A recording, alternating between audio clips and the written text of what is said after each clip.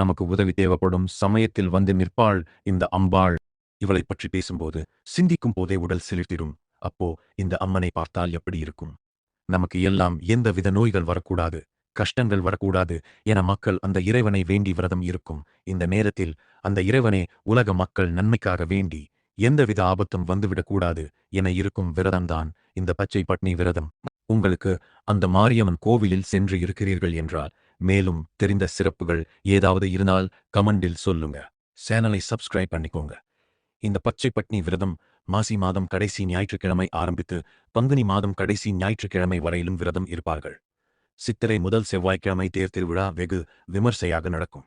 இந்த சமயபுரத்து அம்மனை வணங்கி எது வேண்டிக் கொண்டாலும் உடனே நடத்தி தருவாள் அந்த சமயபுரத்தாள்.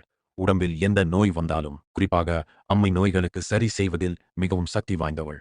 உடம்பில் எந்த பகுதியில் நோய் இருக்கிறதோ வேண்டிக் கொண்டு சரி ஆனதும் உடம்பில் அந்த பகுதிக்கு மேலே மாவிளக்கு ஏற்றி வேண்டுதலை நிறைவு செய்வார்கள். குழந்தை வரம் வேண்டுபவர்கள் வயிற்றில் மாவிளக்கு ஏற்றி வேண்டிக் கொண்டால் நினைத்தது நடக்கும். ஸ்ரீரங்கத்து பெருமாள்தான் இந்த சமயபுரத்து சகோதரன். அதனால் அவருடைய பூவை ஏற்றுக்கொண்ட பிறகுதான் மற்ற பூவை ஏற்றுக்கொள்வார். இந்த கோவிலுக்கு சென்று வேண்டுதலை நிறைவேற்றிக் கொள்ளுங்கள். மறக்காம சேனலை சப்ஸ்கிரைப் பண்ணிக்கோங்க.